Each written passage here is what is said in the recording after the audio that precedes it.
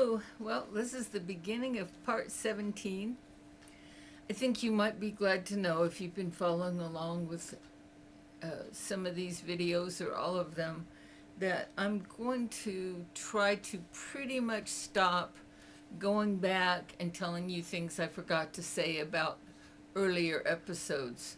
What I'm going to do instead, unless it's something that I feel is really important to the story to be understood, then I'm just going to start making a list of things that I later remember, especially supernatural things or just key things that happened in different times in my life that I forgot to mention.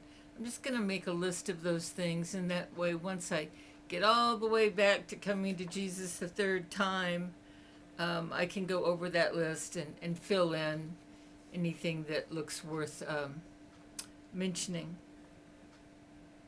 I just want to thank Jesus, thank the Lord, Father, Son, and Holy Spirit for all you've given me, and I pray that people will be blessed by listening to these videos. I didn't see it for such a long time. I knew that my life had been interesting and very full of stories. And people used to always encourage me, they would push me to write a story of my life, and I couldn't see a reason for it until quite recently. And I believe it's because it wasn't until quite recently that the Lord let me know, this is your calling. I always had plans for you. I always knew you were going to do all these things. And now I need you to share it with the world, because so many of the things I tripped on that caused me to fall again and again, even after learning of Jesus. Those are so many things that people are into now, not realizing. They're totally blind, as I had been, to the fact that what they're getting into is only going to be destructive to their lives. And so my life is a little bit like a guided tour of a whole lot of wrong ways to do things, and at least now I can point out what I realize now and that I didn't realize at the time. And anyhow, let's move on. This is the beginning of the longest part of my story, being where I became so fallen. Although God kept me in his hand, he did, because I never denied him. I never denied Jesus, and I always loved him. That was not enough. I needed to do a lot more than that, but it was enough that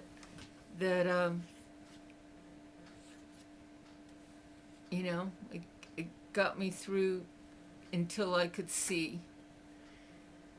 And it wasn't that it was all bad times in my life, but my life would have gone so differently if I had been obeying the Lord and following his ways and the ways that he instructs us in the Bible.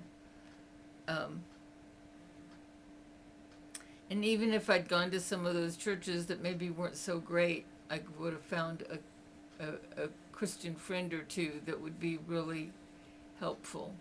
Or maybe I would have found more. Who knows? I really don't know, because I didn't even, for a very long time, even look for a church again.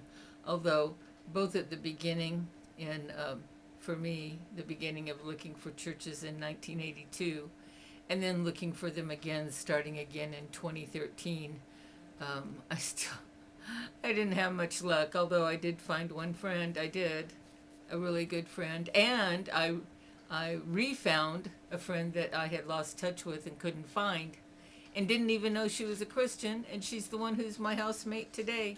God obviously had it all planned. It's amazing. She had the house I live in right now. She bought it, oh gosh, almost 40 years ago, somewhere around there.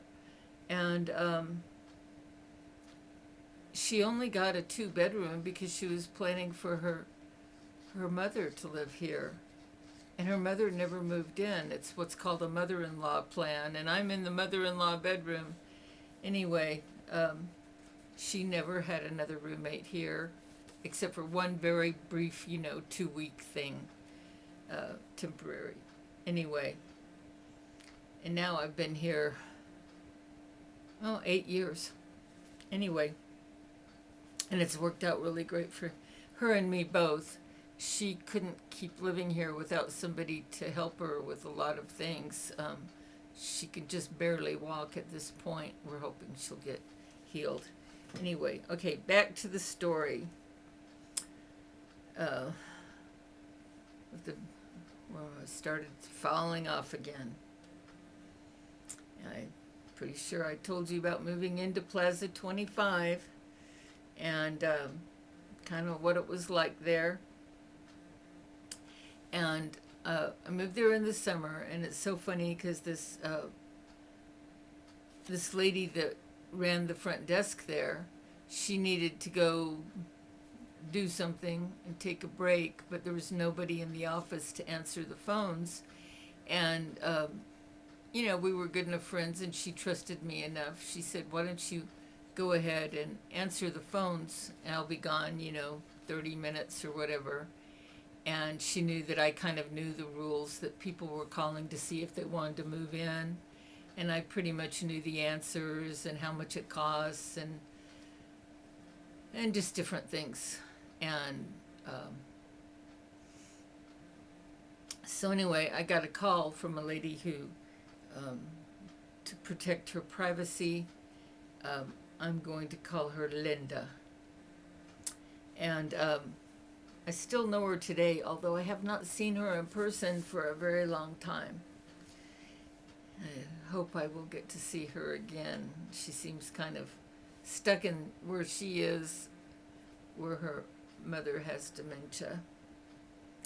Anyhow, plus she has a full-time job. And so anyhow, Linda called. At this point, I was 29 years old.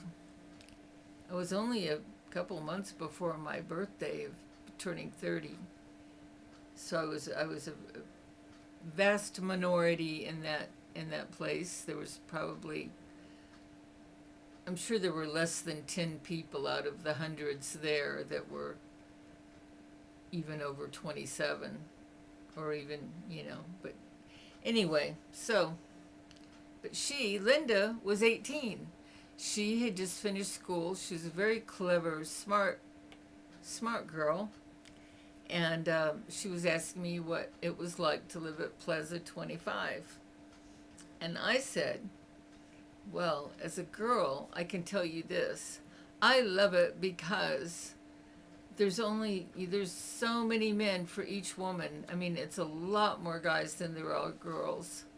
And so I said, I think it's really cool. I don't remember what else I told her, but that was the hook.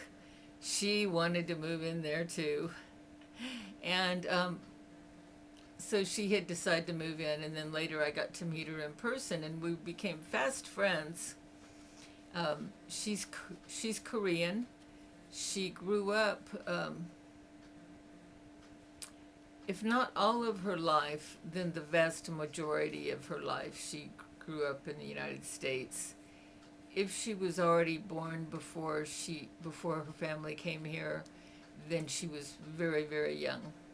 She did not know how to speak Korean and things like that, but she had her parents here and her grandmother, and they were part of a Korean community where they lived. And anyhow, she was the kind of girl made all straight A's in high school, and she was really looking forward to going to college. But it was clear to me, as somebody who became her best friend for the next year, it was really clear to me she didn't really care about what she learned at college. She was just so glad to be out of the house because her parents had given her very strict rules, and she had been following them because she had to. And now she had some freedom. And I was a really bad influence on her because I didn't go to school. And so if I had been somebody that was, taking time to study and go to class and take tests, I'm sure I would have been a much better influence on her. But I was none of those things. And she was also extremely attractive young woman who put on her makeup very well. She's just beautiful, gorgeous, very petite, and very, very smart. And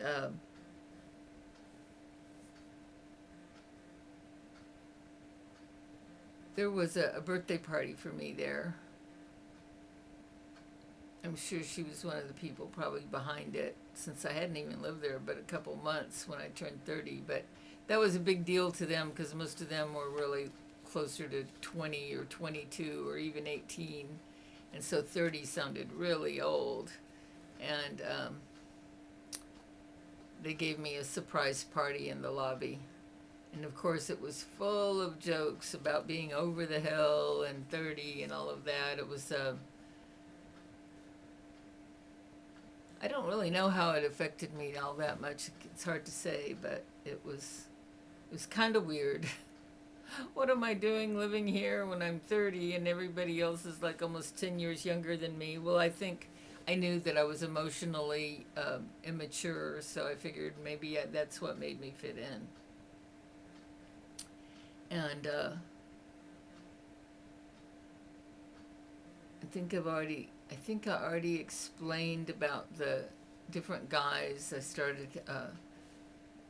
having sexual relations after a time with different guys. That was the point at which I was like, well, before I just didn't want to read the Bible anymore because I was afraid it would say something else I didn't like. Because I didn't like it that you weren't supposed to have sex outside of marriage. But I had actually obeyed it up to the point where pretty sure I told you in the last video. But once I broke that rule, it was all over. I didn't ever consider going back to my more biblical ways. And my friend Linda, she was my suite mate at the point where I was a stripper there. When I lived there, that couple weeks that I was a stripper. And sadly, when she went back to her hometown, what happened for her is she ended up flunking out of college really quickly because she just wasn't going to her classes, and her mother came and got her and, took her back to Houston. And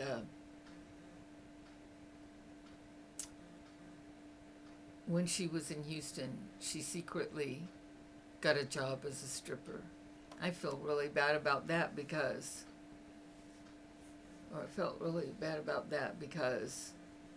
I don't think she would have ever done that if she hadn't known I had done it.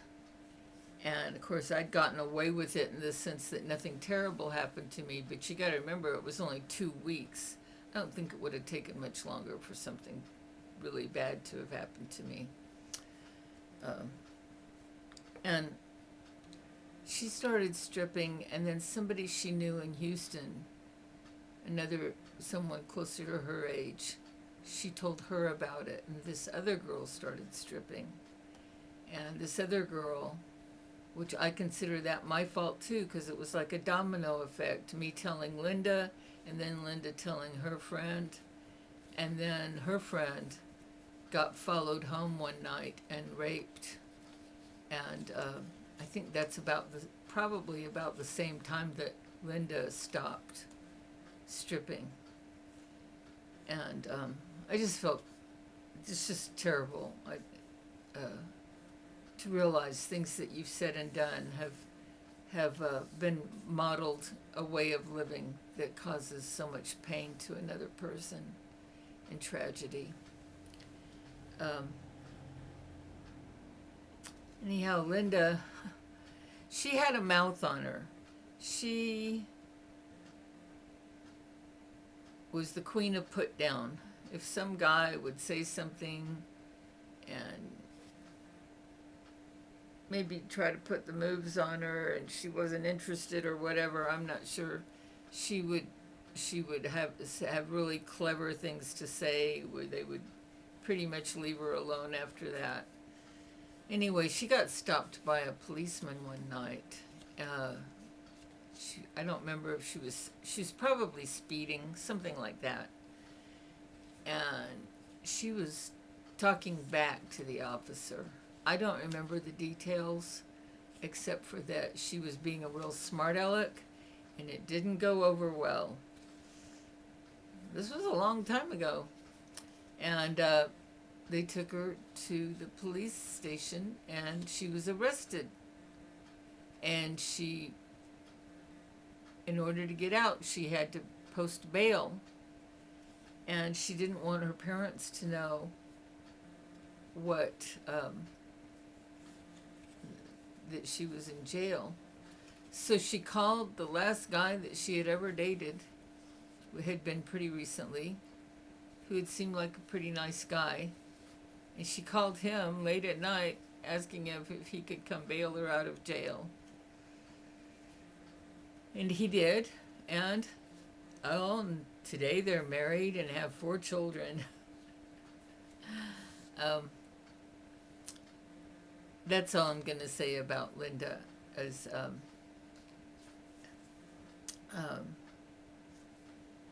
that was an interesting or sad. It was a sad thing that was happening, and the realization that what I do can affect others. I got into being even more lack of boundaries sexually when I was at the Plaza 25. I was just going downhill more and more. I'm not going to give details. There's no real purpose in it except to say that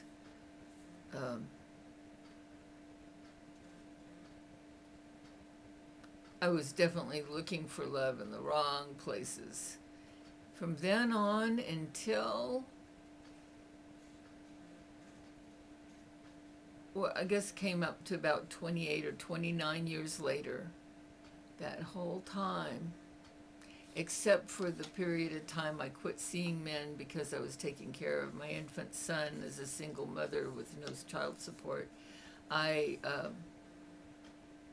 Including the government, because I couldn't get government anyway, I'll get into that later, but anyway, I put everything into trying to be the mother I didn't have. So that was 1 or 2 special years for me that, anyway, I'm getting ahead of myself. So here I am, turned 30, while I was living there, and trying to remember why I moved out. I can't remember the reason I moved out. I remember it was really hard to find a place to live, and right now my memory is blocking out what I did next. Oh, while I was still there in Plaza 25, I got a call from Max, and he said he had a birthday present for me. He came to see me, and that did not go well. He gave me a gift, and he told me that he knew me better than I knew myself. And I was outraged by him saying that. I just could see that he was ready to take control of me again. And I abruptly ended our visit, which was in the lobby, and I also saw a guy that I had dated for a while.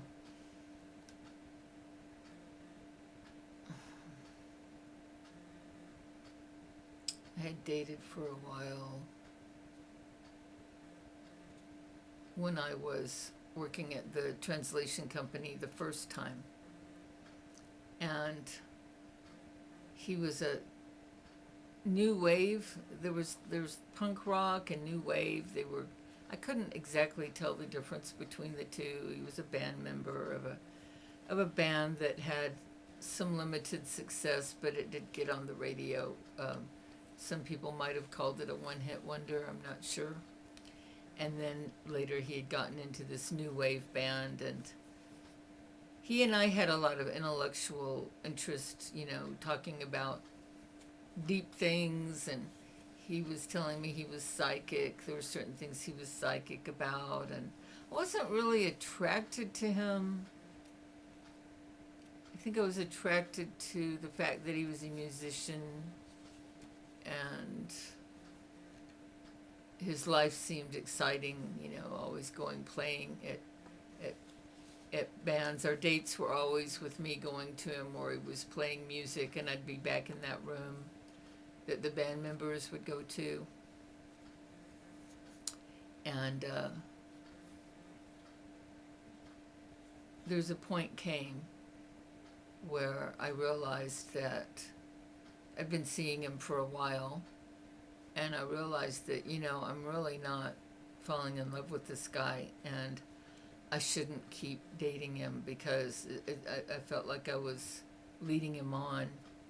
I was not only dating him, I was having sex with him, of course. Back then it was of course. And so I broke it off with him, and I did not do it in a good way. I think at first I just kind of ghosted him, and he wasn't used to that. He finally got the message that I didn't want to see him anymore, and he quit calling. And so that had happened in the past, and now I had gotten back in touch with him for some reason when I was at the Plaza 25. Maybe I wanted to tell him about Jesus. At first, while I was at Plaza 25, I was still wanting to tell people about Jesus. I still wasn't getting any good responses. Anyway, I'm not sure why I called him. Might have been, maybe it was to apologize for ghosting him. That's probably what it was. Because I was kind of into, being confessionals a little bit, because I knew that Christians were supposed to confess of what they did wrong. So I called him, and he said, "Oh, well, why don't we get together and, I'll take you to a movie." And I knew he understood that, it would only be his friends and everything. And I said, "Oh, okay." And so we made the date, and he came over to Plaza 25. He had a friend with him, a guy. And I looked a little different than the last time he'd seen me. At that point, I had bleached my hair, Marilyn Monroe color blonde. I looked good as a blonde, but it made me look older. Usually I looked like I was much younger, but when I was blonde, I looked like my real age. Anyhow, I was wearing the full makeup, the model makeup and everything, and he came to visit. He looked the way he always looked, pretty much, and we visited for a very short period of time, and then he said, "Well, I'm leaving now," and then he got up and he left.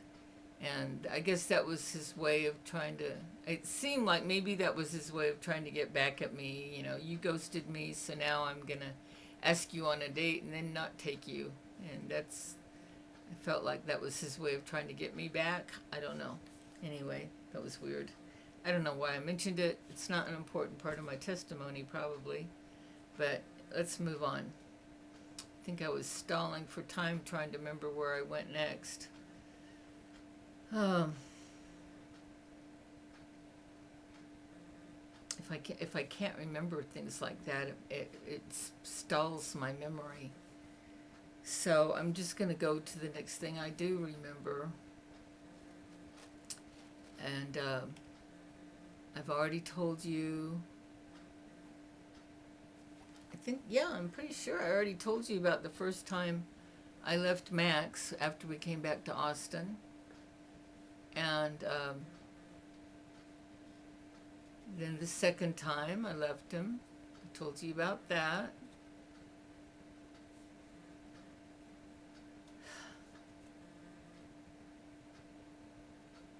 Well, it's strange. Asking the Holy Spirit, what does he want me to talk to you about right now?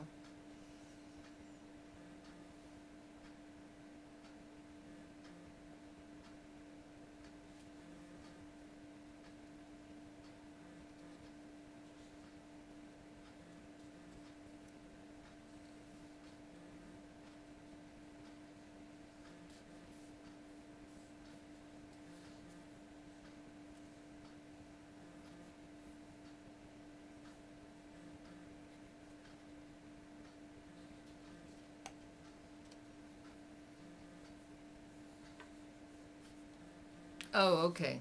I remember. Okay, now I remember. Before I left Plaza 25,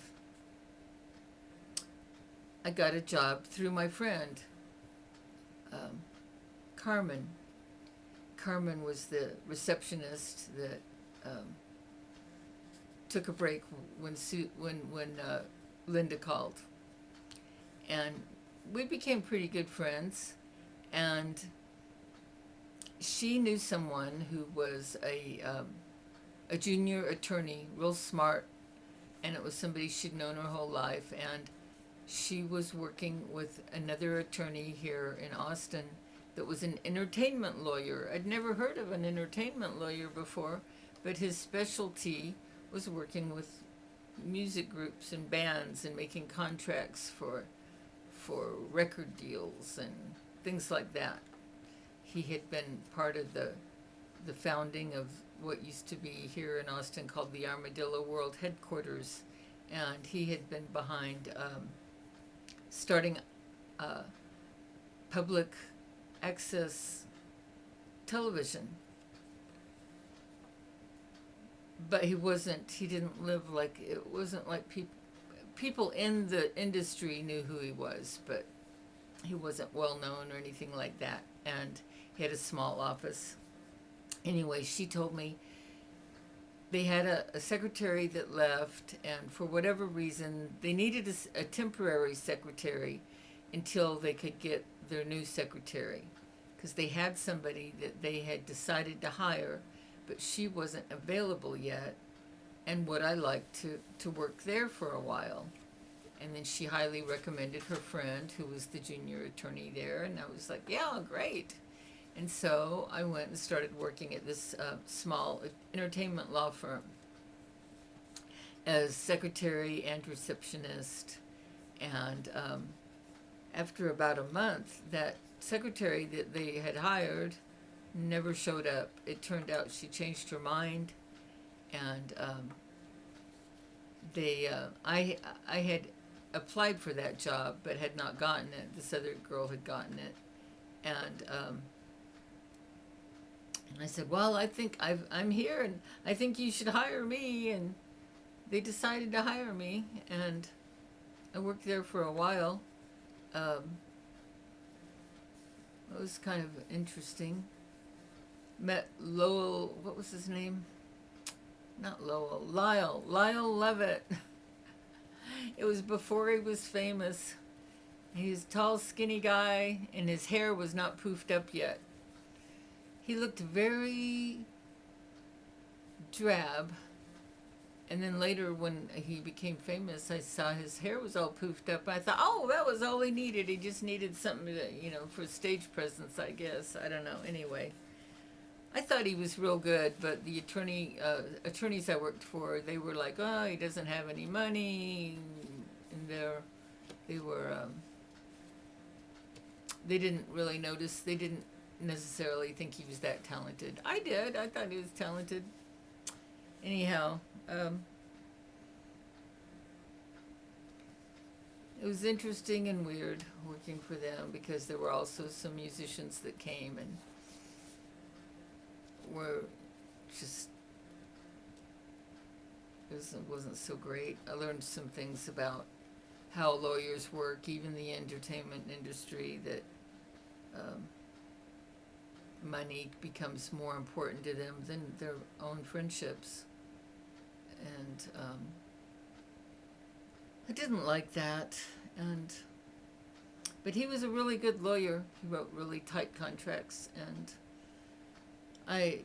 during that process, during that time, he became the lawyer I was working for, became the president of what was called the Texas Music Association, and I ended up becoming a secretary for the Texas Music Association through him, and I was paid by him, not by the Texas Music Association had no employees. But then there was a point, things were getting kind of weird, and I decided to leave working there. I had found an apartment that was only 2 blocks away. It was kind of the very north part of downtown where his office was, and I had a very small apartment, just really close walking distance, that didn't cost that much. And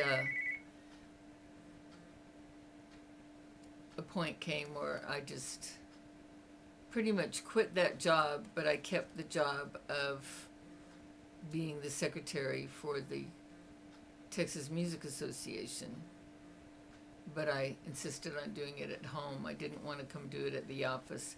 I think I was feeling put upon. It's not important how or why. I'm not going to get into it, but it is very interesting that at that same time I met a couple who later had a baby that is still to today my son's best friend. And the man of that couple actually turned out to be the next president of the Texas Music Association. And the TMA, as it used to be called, was doing a project to make a lot of money. They needed money. They had chapters in most of the main cities in Texas, San Antonio, Houston, Dallas, all this stuff. They had representatives, and they had some big plans. And so I became a paid secretary, part-time secretary for the Texas Music Association. And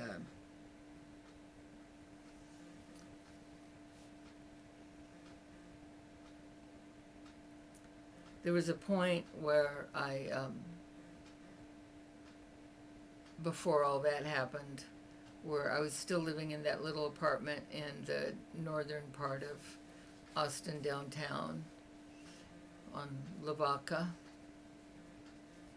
And some strange things happened there. One of them is that I met the man who was to become the father of my only child. I met him because I saw an ad on a bulletin board that he was selling water purifiers, and I bought a water purifier from him. And he thought I was an interesting person, and I thought he was kind of an interesting person, and then turned out he was best friends with somebody who was the campaign manager of a guy called Max, there was a period of time where a hippie type guy was running for mayor in Austin, and I remember the all his bumper stickers and said Max for mayor. Everybody thought I thought he was going to win. You know, he was the kind of guy that would have made, you know, done what he could to make marijuana more legal, and I don't know what else. I wasn't really into politics.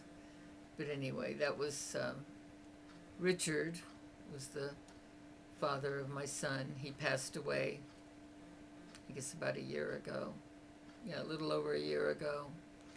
I found it. I just happened to find it on the internet. Nobody got in touch with me to tell me, but I saw his obituary. Anyway, and his best friend was a really unusual person. He was one of those people. Did you ever meet one of those people? There's just something about him that's like charismatic. And I don't mean in the way like charismatic church. I mean like has a charisma. It's like he has a presence that kind of pulls you in. And it's undefinable. It's not because of how he looks. You can't quite put your finger on it, but you feel kind of almost hypnotized by him when he's talking and stuff. That's the kind of guy he was. And through knowing Richard, I got to know him a little bit. Somehow we all ended up going out for pizza. I think Richard wanted his friend to meet me. His friend kept going by different names, but at that particular time, his friend's name was Lauren. And I ended up, I don't know why, but I was taken over to where Lauren was staying. And it turned out he had a wife, and they were staying in the basement of a lady's house in Austin. And they had this big, it was like a school bus, big bus, and it was full of clothes from Guatemala. And it turned out Lauren would go down to Guatemala, and he would bring back lots of Guatemalan clothes to sell. That was one of the things he did. And anyway, when I was over there, he introduced me to his wife. He says, "This is my wife, Greta." And he said, and she's had 8 children.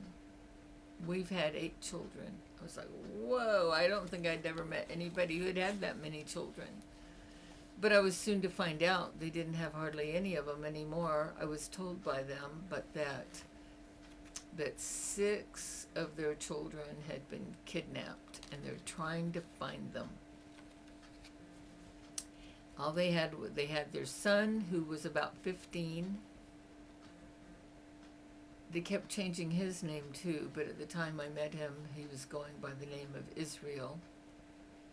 And then they had a little 4-year-old girl, Lorena. And all the ones in between had been kidnapped. And I couldn't quite... They didn't give me a clear story of how that happened, of how they all got kidnapped. But they said they'd been looking for years, and they continue to try to find their children. And Greta, his wife, was a really pleasant person. I really liked her. And she and I started becoming good friends. I'd go over and I'd visit her and things. And during this period of time, probably before I was visiting her a lot, I don't know exactly the chronology on that, but it's not that wide of a span of time. There was a point where I was going with my friend Carmen to Louisiana, and I met her family. I'm not sure why she took me. Maybe she just wanted somebody to be in the car with her. And I think her family lived in, I want to say Shreveport, but I'm not sure. And I met her family, and they were very Catholic, and And then we came back. So we were gone 2 or 3 days. And what was so weird for me about that whole trip is I could not get Richard off my mind. He's the one who I bought the water purifier from. He was not a bad looking guy, but he's not really, wouldn't be somebody that I would go, oh wow, he's hot, you know. He wasn't like that. It was just, he was okay, you know. And I had already started gaining weight, and I was not as attractive to men as I had been in the past. I'd gained about, 40 pounds, which for me still didn't look too bad. I mean, because I can hold my weight pretty well, but it made me bigger than most men, especially since I was, well, almost 5'8". And, you know, every woman wants to be the little woman next to the bigger guy, and I think not every woman, but most women. And most men want to be the big guy next to the little woman, and I never fit into that, or rarely fit into that. And he was more of a little, he wasn't little, but compared to, for me, I thought it was too big for him to ever be interested in me. But anyway, during that trip to Shreveport, I couldn't get him off my mind. And I was feeling, I think it was the first time in my life I ever remember just feeling incredible lust. I mean, I just wanted to go have sex with him so badly. I never had. We were not a couple. We didn't date, nothing like that. And he seemed kind of interested in Carmen. He didn't seem interested in me. But the lust feeling and wanting to go sleep with him, it was just weird. Now, just before all that happened, I just remembered something important to say. While living in that same apartment, we're just talking just months before, I had tried to call Max because I had started getting into a raw food diet and discovered that almost nobody had any interest in raw food diet. This was, you know, back in 1985, and that was way before it became sort of a well-known thing. And but I was really excited about it, and I wanted to have a friend I could talk to about it, and I couldn't find anybody that wanted to talk to about eating raw foods as a main diet.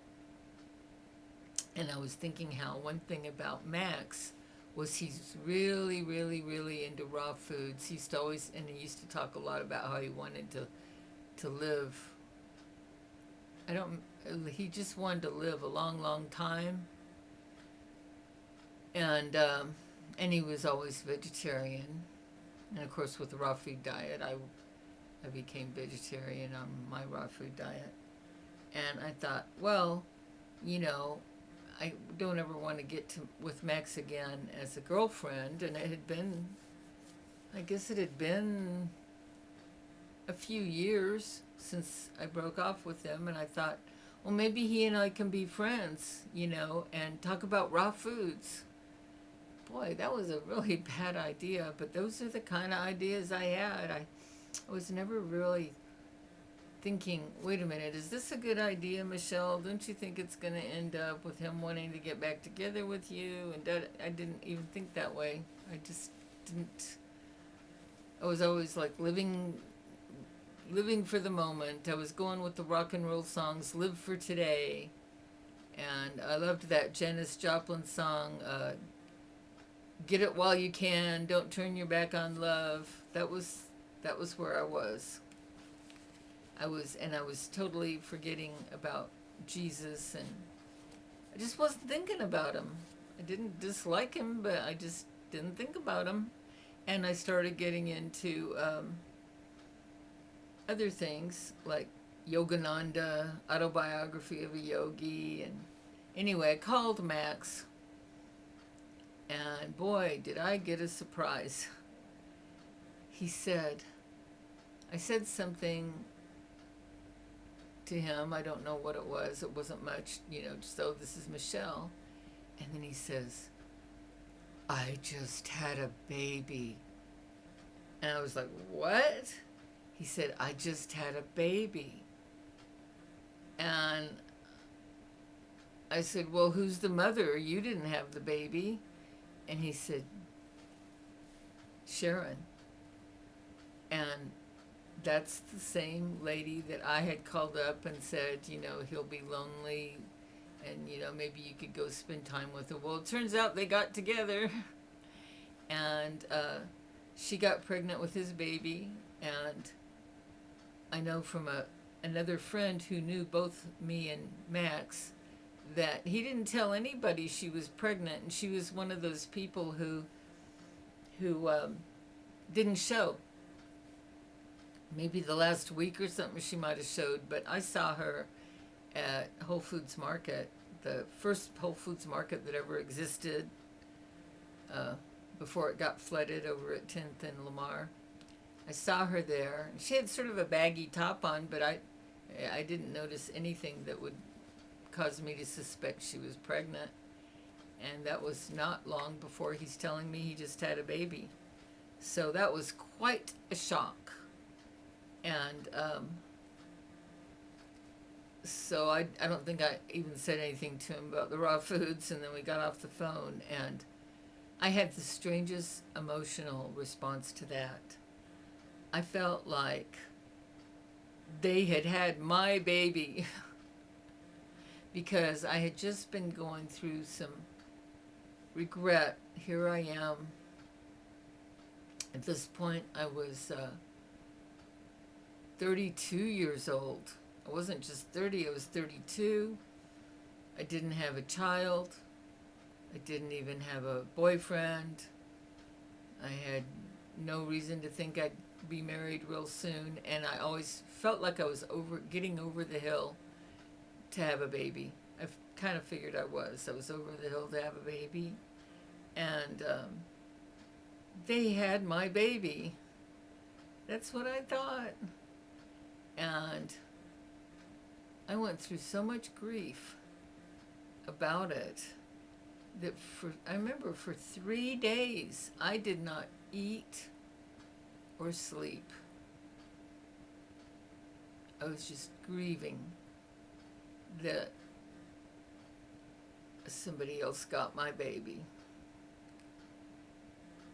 Makes no sense at all, does it? But that was I was feeling emotionally, and I think it had a lot to do with all the spiritual confusion that was happening in my consciousness. Here I was. I had already found Jesus, or he found me, and why am I reading Autobiography of a Yogi by Yogananda?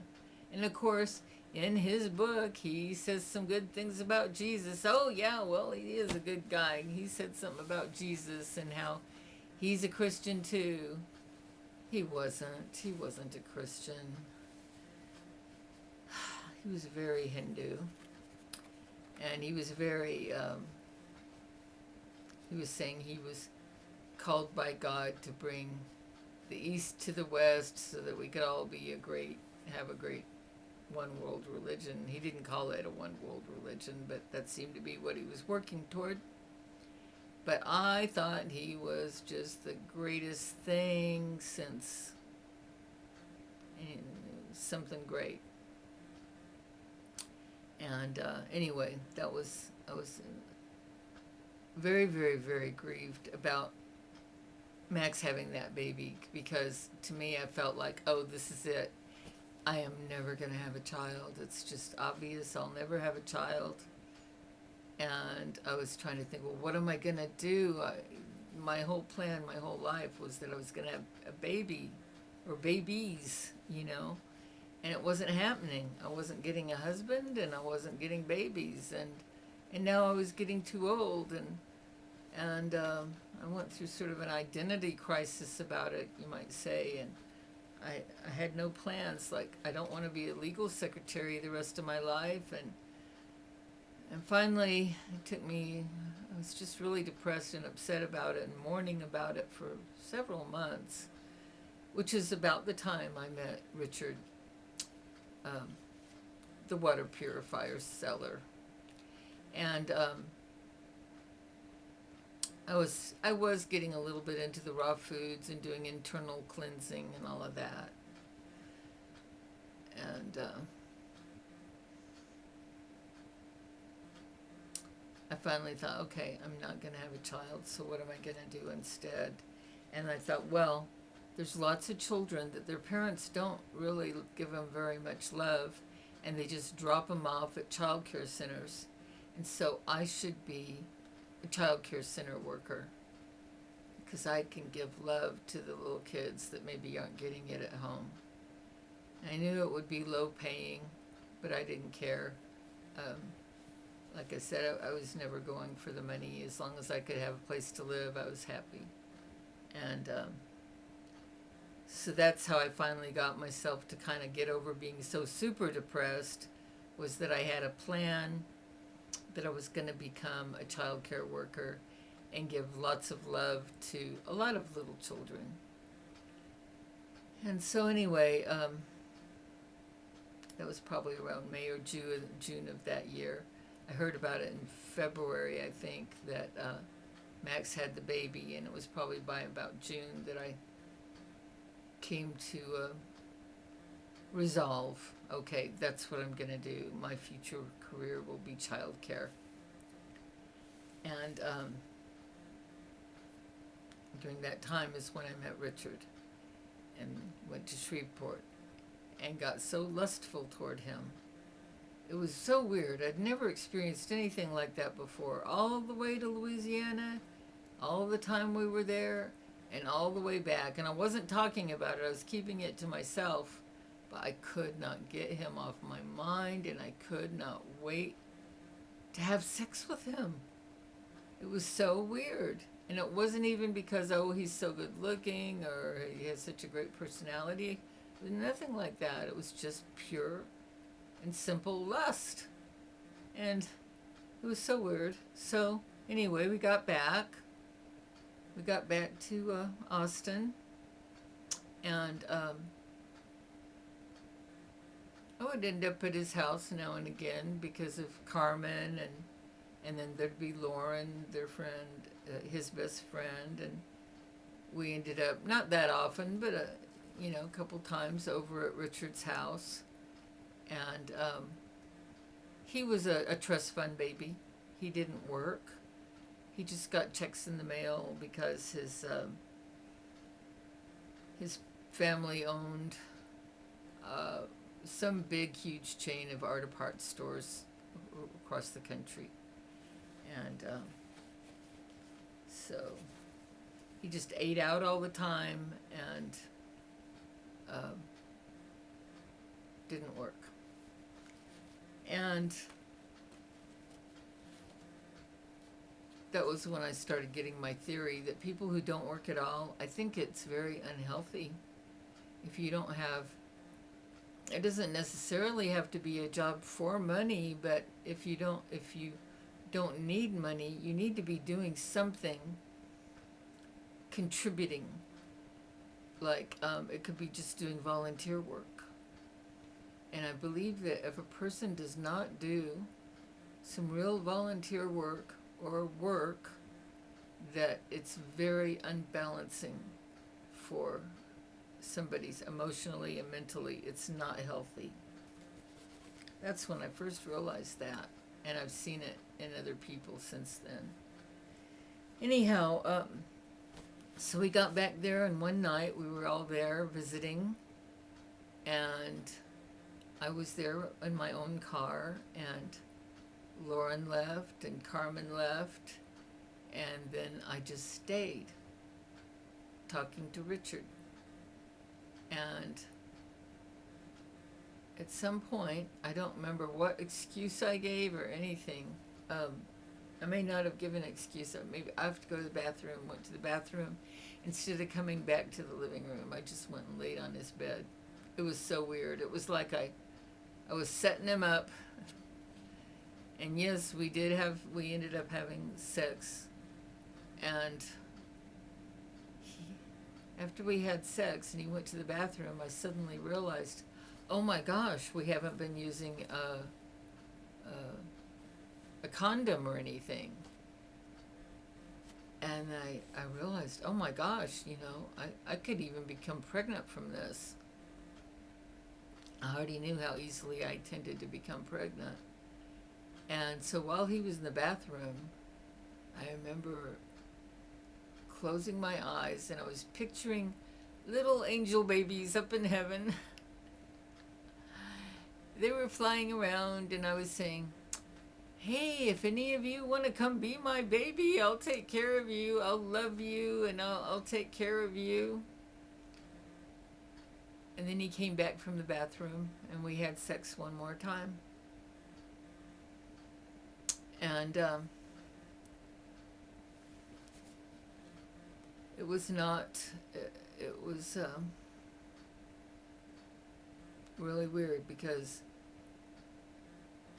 I talked about I would only have sex with somebody I could feel some love for.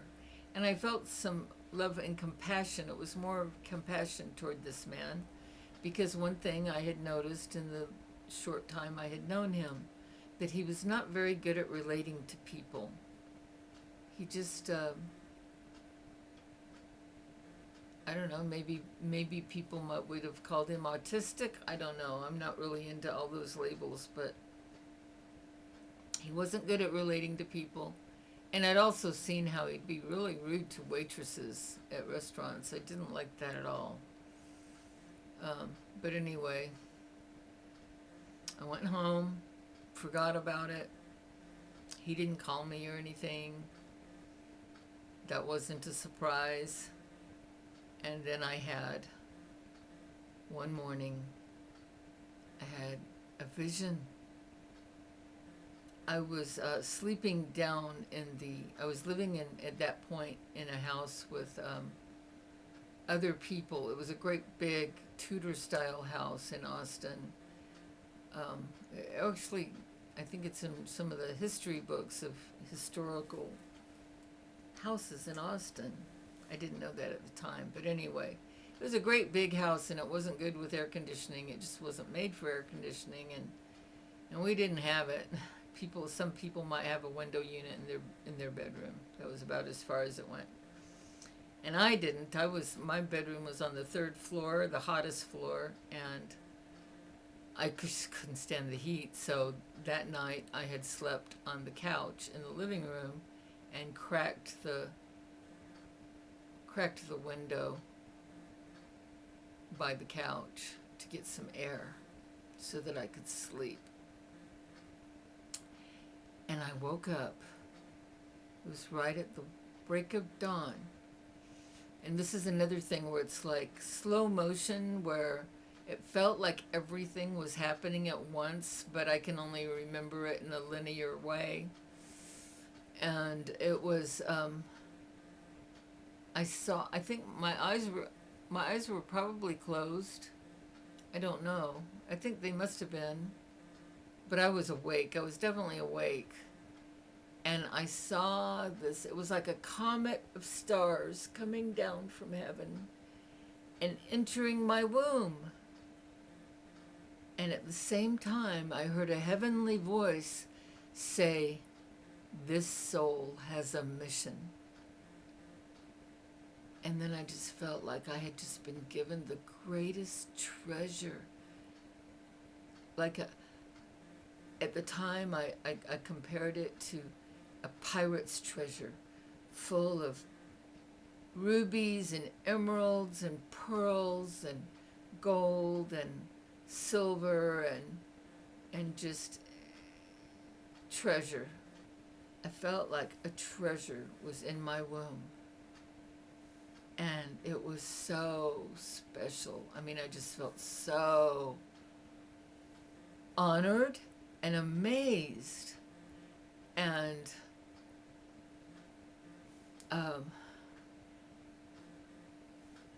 I knew I'd been given a gift from God. And I just laid there, if you ever had something happen where it just felt so good that you didn't want to move, you just want to sit there and savor it. I just laid there savoring it, savoring that treasure that had just entered my womb. And this was probably a week or somewhere between 5 days and a week after I had had sexual relations with someone for the first time in over a year. That was unusual for me too, that I had gone that long with no sexual relations. So there was no question. I knew who the father was, no question about it. And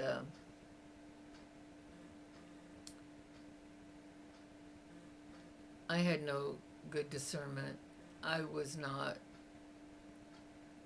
still incredibly, I'm not trying to put myself down, it's just true. I was so stupid. I was so blind to a lot of things. And I felt like, oh, well,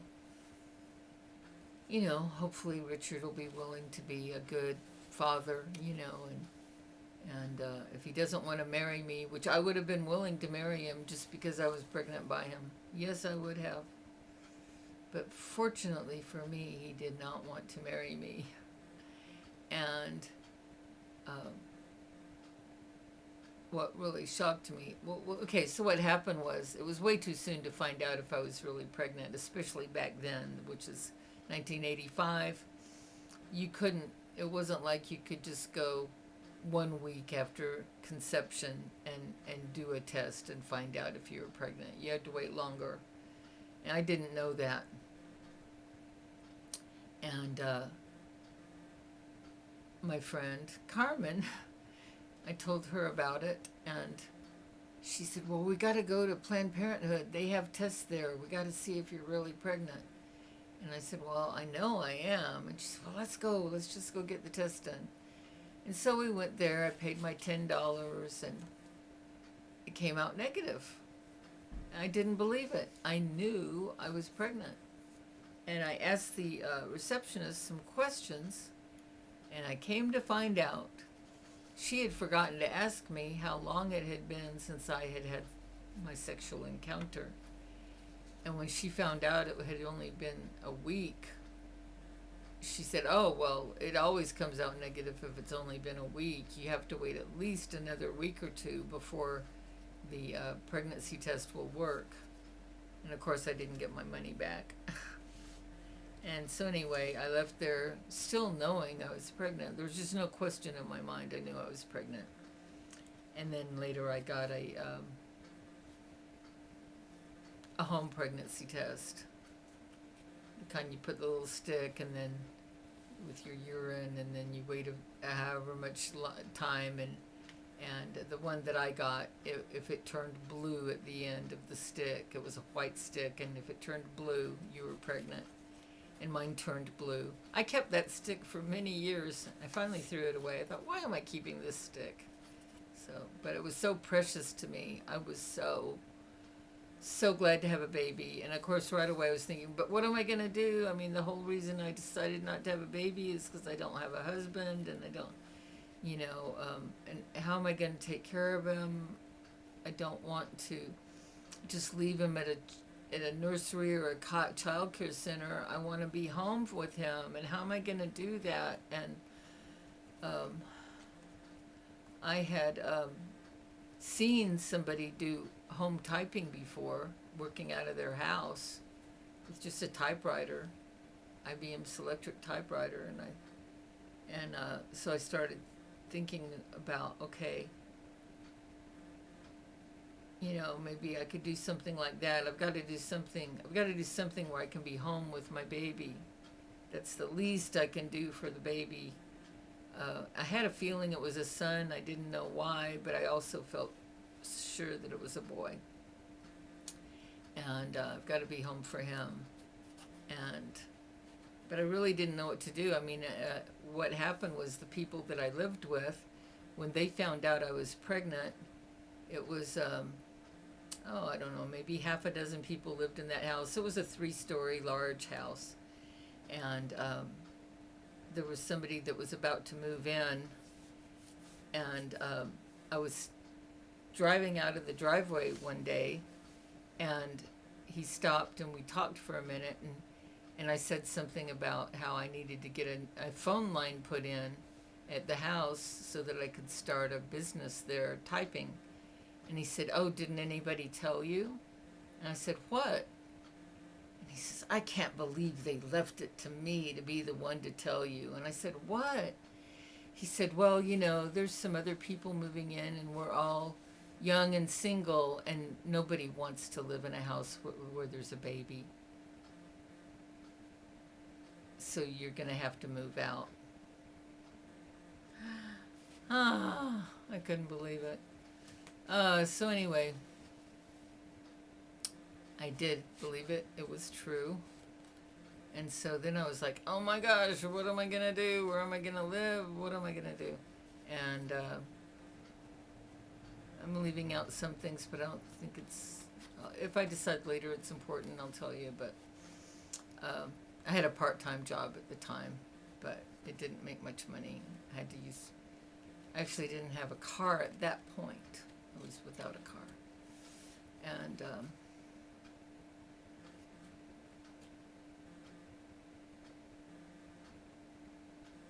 I guess I had just gotten the car when I ran into Louis. Told me that. Anyway, I got the car because of a friend that found out I was pregnant, and she wanted to help me, and she felt I should have a car, and she insisted on loaning me the money to buy a good used car. And I found a good used car. The only problem with it was very slow. It had a very slow pickup. It was a little scary getting onto highways. But other than that, it was a great car. It was a hatchback. A Toyota. Anyway. I started thinking, well, maybe I could be like a housekeeper. Live in somebody's house and do the dishes and maybe the cooking and clean the house and, at least while I'm pregnant. I didn't know. I just didn't know what I was going to do. But that seemed like an idea. And I actually found somebody that they wanted somebody to watch their toddlers. There was one that was 2, and the other was a little baby. Oh, she wasn't even walking yet, still crawling.